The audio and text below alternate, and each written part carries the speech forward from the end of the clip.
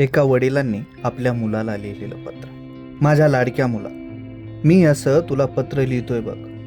वाच आणि ठरव. जगणं, नशीब आणि अपघात या 3 गोष्टी कधी घडतील बिघडतील सांगता येत नाही. सगळंच कसं अतर्क्य. आपण अमुक इतके दिवस जगू हे कुणी सांगू नाही शकत. त्यामुळे काही गोष्टी वेळेवर बोललेल्या बऱ्या. मी बाप आहे तुझा.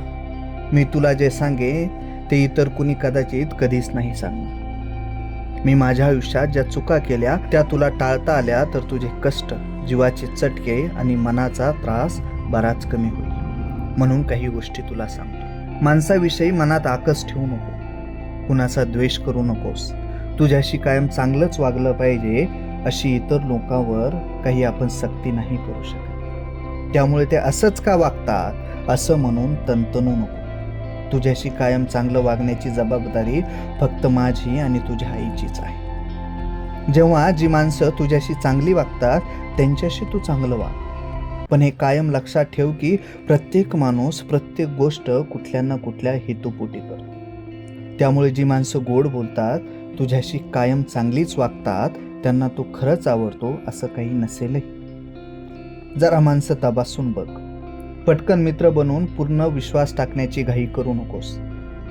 जगणं कशानेच आणि कुणामुळेच थांबत नाही. त्यामुळे माणसं तुला सोडून जातील, नाकारतील, झिडकारतील किंवा ज्यांच्यावर तू जीव तोडून प्रेम केलंस तेच तुझ्या आयुष्यातून निघून जातील. तेव्हा हेच कायम लक्षात ठेव की कुठल्याही माणसामुळे आपलं जगणं थांबत नाही, कधीच नाही.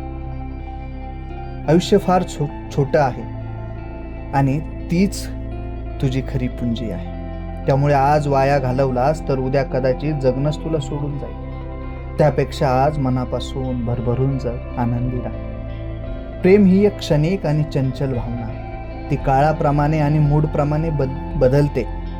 ज्यांच्यावर तू जीवापाड प्रेम करतोस तेच समजा तुला सोडून गेले तर जरा धीर.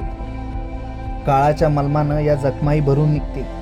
प्रेमात पडलास म्हणजे तेच सगळ्यात सुंदर आणि अतिव चांगलं असं समजू नकोस. आणि प्रेमभंग झाला म्हणून त्या दुःखालाही जास्त कवटाळून बसू नकोस. अनेक यशस्वी माणसांनी शिक्षण अर्धवट सोडलं तरी ते यशस्वी झाले अशा कहाण्या तू वाचल्या असतील. पण याचा अर्थ असा नाही की एक शिक्षण सोडलं की तूही यशस्वी होशील. नॉलेज, ज्ञान हे एक शस्त्र आहे हे कायम लक्षात ठेव. शून्यातून स्वर्ग निर्माण करता येतो हे खरं आहे, पण कुठल्या तरी शून्यापासून आधी सुरुवात तर करायलाच लागते ना. माझी अपेक्षा नाही की मी म्हातारा झाल्यावर तू मला सांभाळावंस. मीही तुला जन्मभर पोसणार नाहीच. तू स्वतःच्या पायावर उभा राहशील तोपर्यंत तुला सपोर्ट करणं ही माझी जबाबदारी.